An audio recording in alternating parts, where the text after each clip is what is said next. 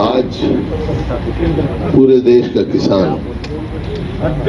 हरियाणा के चारों तरफ आके बैठा, अलग अलग बॉर्डर पे, अलग अलग टोलों पे, और इनको आज हो गए कितने दिन हो गए? 36 एक महीने से ऊपर हो गया, 36 दिन हो गए। कल बात हुई, वो भी पूरी बात नहीं हुई। उनकी मांग जायज है क्योंकि ये 3 जो कानून बने हैं वो किसानों के हित के नहीं। दादा, ये 3 जो कानून बने हैं, चौथा कानून और साथ ले आए सरकार तो किसान सुरक्षित रह सकता है कि कोई भी एमएसपी से कम कोई खरीद करेगा तो उसको सजा का प्रावधान किया जाए। अब इन्होंने 2 मार्केट बना दी। एक तो है पीएमसी मार्केट यार्ड, उसमें तो कहता है हम एमएसपी देंगे, उससे बाहर कोई एमएसपी की गारंटी नहीं, किसी भाव खरीदो किसी भाव बेचो। लेकिन इस कानून में अब कोई ऐसा प्रावधान नहीं है। उसका नतीजा ये होगा, जब किसान की फसल आएगी तो सस्ती बिकेगी, डिस्ट्रेस सेल में जाएगा। गलत आता है।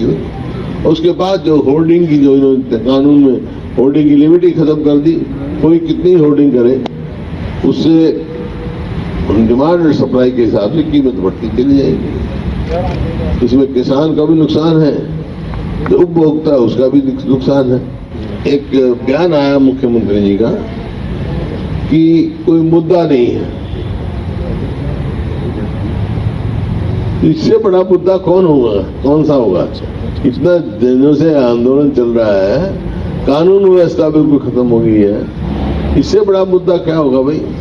लेकिन कल ही उनका जवाब आ गया हमारे पास कि honourable governor has expressed his regrets regarding your appointment. Request inconvenience caused is regretted. Please wish you a happy new year. मतलब फर्स्ट टाइम मैंने देखा इतने साल मेरा राजनीतिक तजर्बा है, कॉन्स्टिट्यूशनल हेड है गवर्नर हमारे, इज नॉट मीटिंग। व्हाई? फैसला ले वो जो ले, मिलने से भी कैसे मतलब हुआ? कैबिनेट बुला रही है सेशन ना, गवर्नर का अपना वो अलग अलग संवैधानिक पावर है इनकी, गवर्नर की अलग है, गवर्नर है constitutional right to call assembly. वो जरूरी नहीं है कि कैबिनेट का गवर्नर सो मोटो भी अपना असेंबली सेशन बुलाता ही है, बुला सकते हैं। कारण है कि ये जो सरकार जो है नो कॉन्फिडेंस फेस नहीं कर सकती है, इसको मालूम है कि तुम्हारी नींद हिल चुकी है। कि जो इनके समर्थक विधायक थे हरियाणा में, उन्होंने अपना समर्थन वापस लिया। किसी ने चेयरमैन छोड़ी, जो इनका सहयोगी दल है उसके विधायक भी बयान अलग अलग देने लगे। तो उसको देखते हुए हमने गवर्नर साहब को एक पत्र लिखा कि भाई विधानसभा का स्तर सेशन तुरंत बुलाया जाए, क्योंकि गंभीर स्थिति है। इतनी सर्दी में किसान बैठे हैं और 40-45 आदमी शहीद हो गए। ये एक बहुत गंभीर मामला है। इस वास्ते डिस्कशन के लिए असेंबली का सेशन तुरंत बुलाया जाए और उसमें हम नो कॉन्फिडेंस मोशन लेके आना चाहते हैं इस सरकार के खिलाफ, क्योंकि इसके जो इस सरकार का लोगों से भी और विधायकों से भी विश्वास, लोगों का भी विश्वास उठ चुका है, विधायकों का भी लोग विश्वास मत खो चुकी है। कोई रेस्पॉन्स नहीं आया। इसके बाद तो और भी नतीजे आ गए। इसके कॉरपोरेशन के आपने देखा, बीजेपी का तो वहीं से पतन शुरू हो गया। 3 कॉरपोरेशन है, उनमें से 1 कॉरपोरेशन में जीते हैं, जबकि लोकल बॉडीज की तो मतलब जो गवर्नमेंट सीट होती है उनकी ज्यादा जीत होती है। और जो दूसरी कमेटियां थी,